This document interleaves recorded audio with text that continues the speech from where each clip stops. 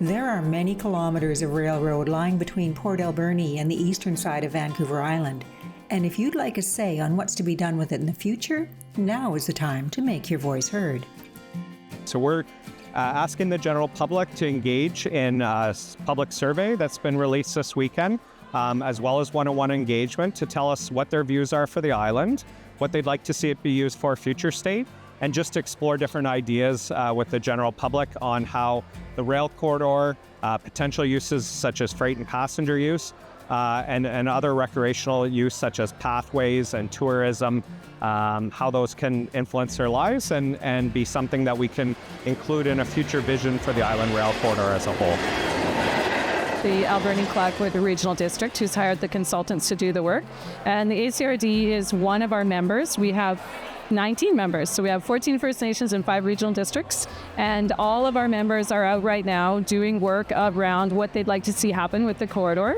And that's with the support of the provincial government and their funding. And then we're going to be bringing the parties together to talk about how do we develop a shared vision for the corridor that will work for everybody. It's something I think that's been needed for a really long time. I think a lot of people are hoping for the rail to come back. I'm one of them. I really believe that the railway can be a viable transportation mode for passengers, for freight, to have trails alongside for bikes and walking. It's just a really fantastic resource. In Port Alberni specifically, freight rail service has been gone since 2001. Rail America was the last entity that was operating a freight service into Port Alberni, and they left the area just based on a reduction in freight volumes. What a lot of people don't know, though, is that part of the reason that the freight volumes were reduced was the limited connectivity of Island Rail with the mainland rail network, and some of that has changed over the past decades.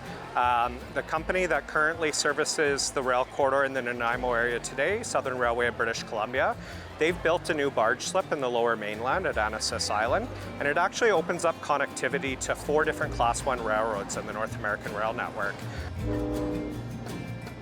Yeah, I think, we're in a really wonderful place economically to be able to make it happen, and environmentally to be able to make it, it's one of the options that can really make our whole transportation network more green and more climate friendly and all of those things. It's such an excellent way to move people and goods around.